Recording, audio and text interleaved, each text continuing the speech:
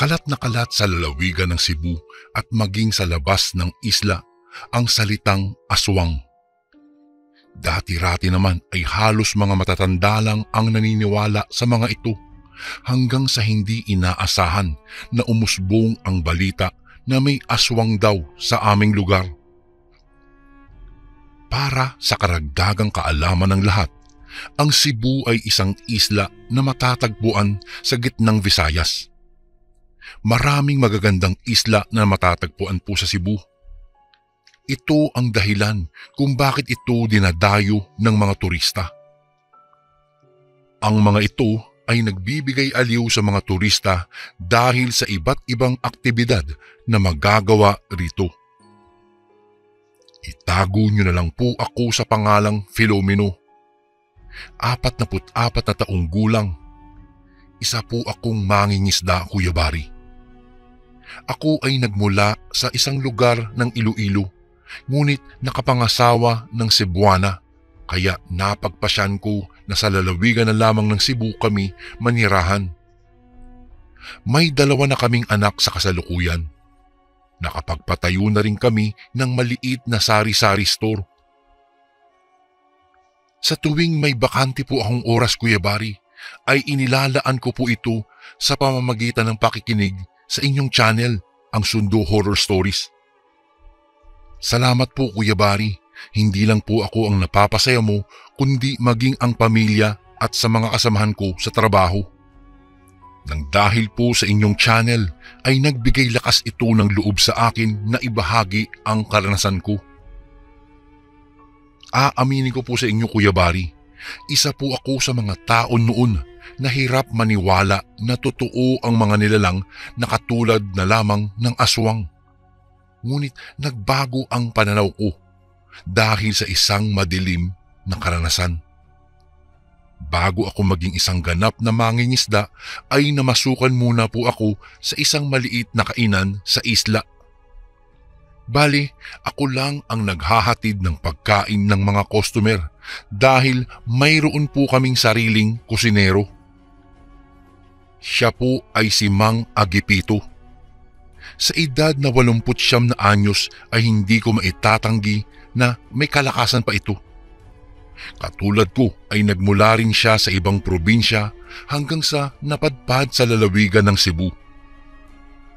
Bukod sa pagiging malakas ay hindi hadlang ang katandaan nitong si Mang Agipito upang maging masarap ang bawat niluluto nito.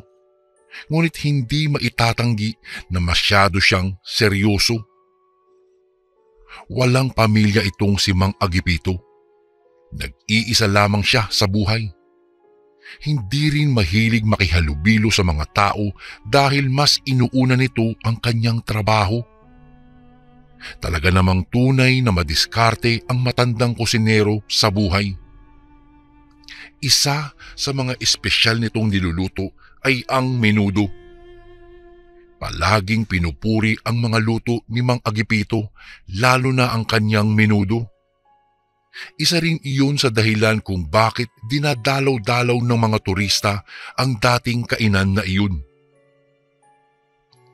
Magdadalawang buwan pa lamang ako noon na nagtatrabaho sa karenderya nang biglang umusbong ang bali-balita na marami sa mga kabataan ang nawawala. Noong una ay pinaghihinilaan nila na ang mga grupo ng mga sindikato ang may kagagawan, ngunit habang tumatagal ay sunod-sunod na ang mga bangkay ang kanilang natagpuan. Kuya Bari, hindi lamang ito basta-bastang bangkay dahil nawawala ang utak at maging mga lamang loob ng mga biktima. Kung kaya, kaagad naman na gumawa ng aksyon ang mga otoridad at ipinahanap ang salarin. Ang balitang iyon ay hindi umepekto sa karinderya na pinagtatrabahuhan ko. Tuloy-tuloy pa rin ang pagdagsa ng mga tao sa aming kainan.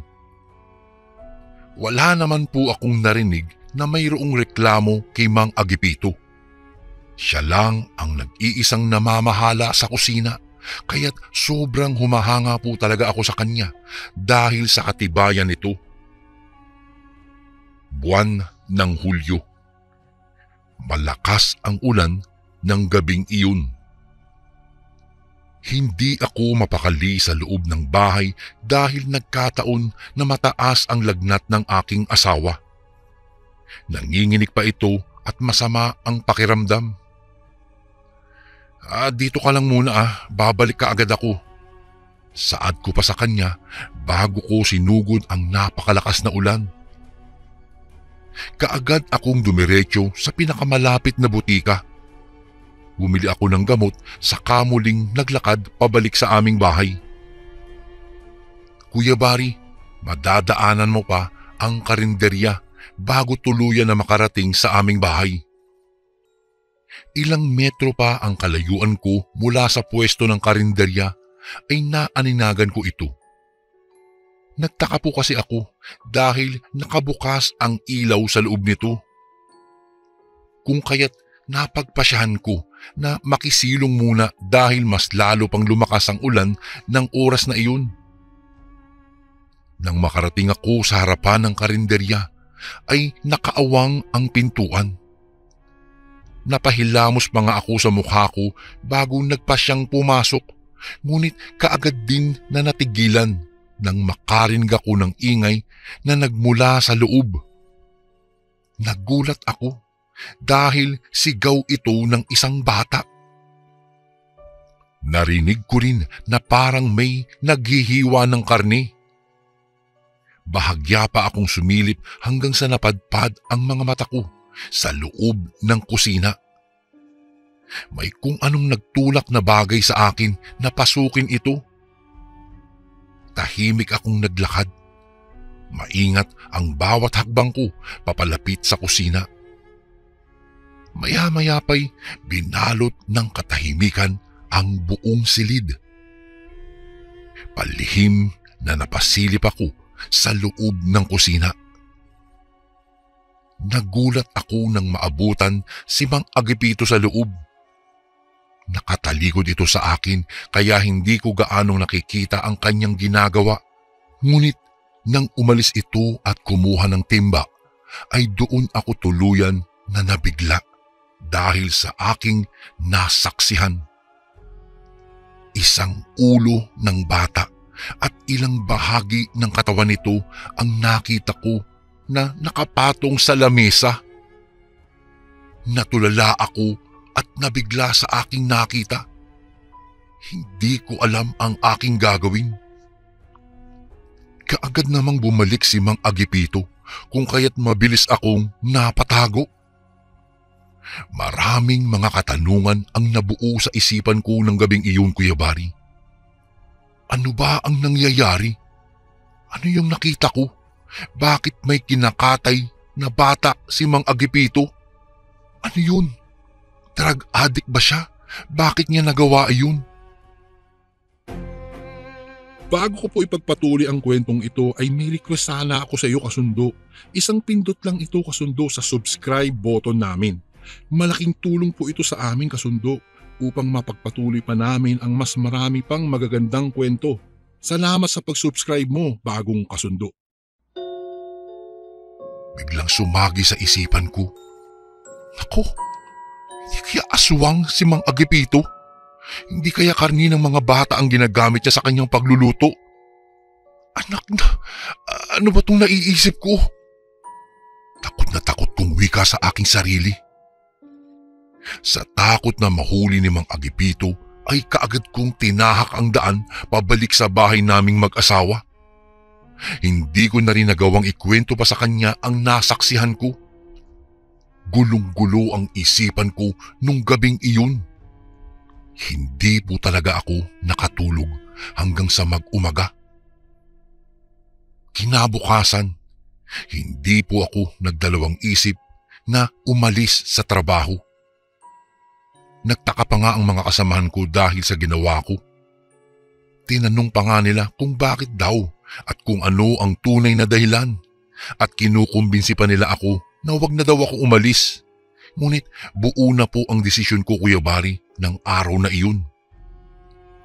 Nang dahil din sa pag-alis ko sa trabaho ay nagalit pa ang aking asawa. Hindi ko kasi alam kung maniniwala siya sa akin. Kasi po Kuya Bari, ang asawa ko po ay hindi po naniniwala sa mga aswang-aswang na kwento. Kaya kung ikwento ko sa kanya iyon, maniniwala ba siya? Baka akalain pa niyang sira ang ulo ko o kaya'y nagdadahilan lang. Wala rin naman akong lakas ng loob na magpaliwanag sa kanya.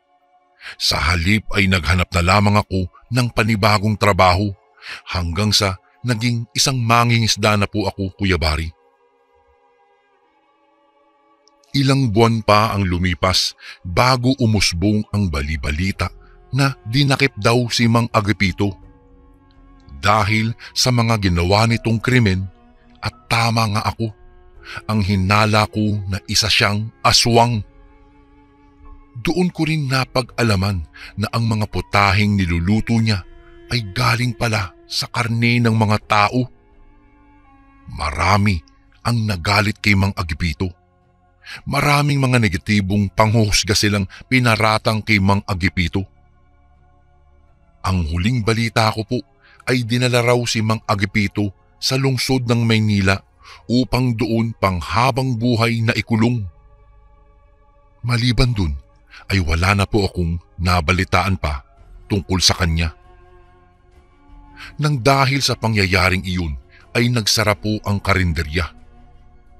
Marami ring bangkay ng mga kabataan ang natagpuan na nakalibing sa loob ng kusina. Hindi namin alam kung papaano iyon nagawa ni Mang Agapito.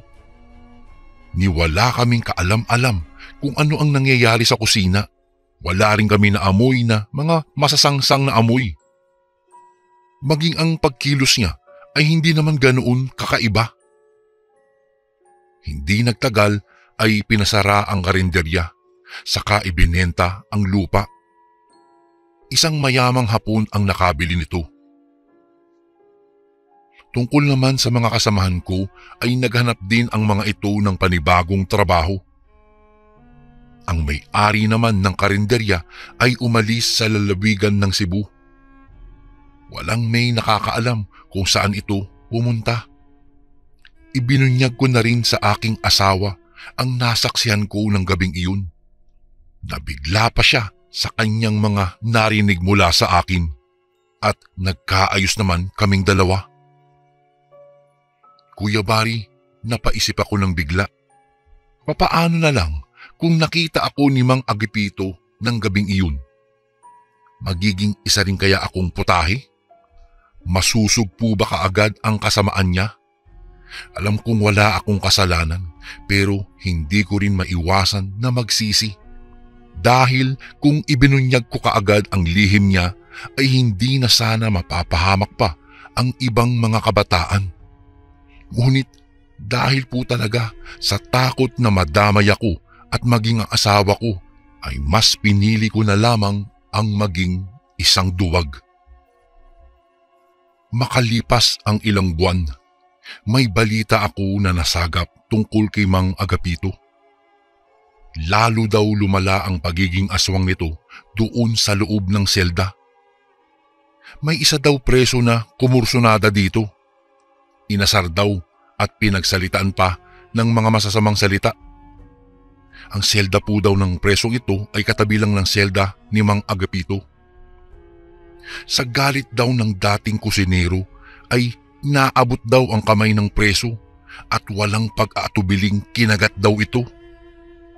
Hindi raw binitiwan ni Mang Agapito ang kamay nito hanggat hindi niya nauubos ang mga laman noon.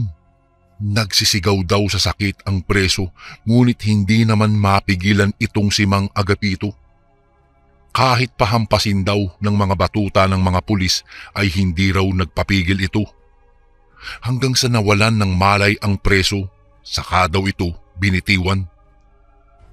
Ngunit pagkatapos ng ilang taon, ay nabalitaan ko na lang na bigla na lang daw yumao ang dating kusinero. Walang nakakaalam kung ano ang nangyari at bakit. Nakita na lang itong nakabigti sa gilid ng kanyang selda. Hindi ko alam kung matutuwa po ako, Kuya Bari, o hindi dahil minsang naging kaibigan ko rin naman itong si Mang Agapito. Simula po noon ay naging maayos naman ang lahat. Nanatili kami sa Cebu hanggang sa mabuo na nga ng tuluyan ang aming pamilya. Makalipas ang 3 taon ay nanganak ang aking asawa ng kambal. May mga kamag-anak pa nga ako na nagmula sa iba't ibang bahagi ng Visayas ang dumalaw sa amin upang bisitahin ang pamilya ko. Kuya Bari, nang dahil sa karanasan na iyon ay mayroon akong natutunan. At iyon ay ang huwag basta-bastang magtiwala sa isang tao. Maaaring kilala mo siya sa panlabas na anyo, ngunit hindi mo alam kung ano ang iniisip at laman ng isipan nito, kaya mas maigi nang mag-ingat sa lahat ng oras. Sa lahat ng hamon ng ating haharapin sa buhay, ay matapang mo itong harapin dahil duwag lang ang tatakbo sa bawat problema. Maging matapang ka at tibayan ng lakas ng pananampalataya sa ating puong may kapal.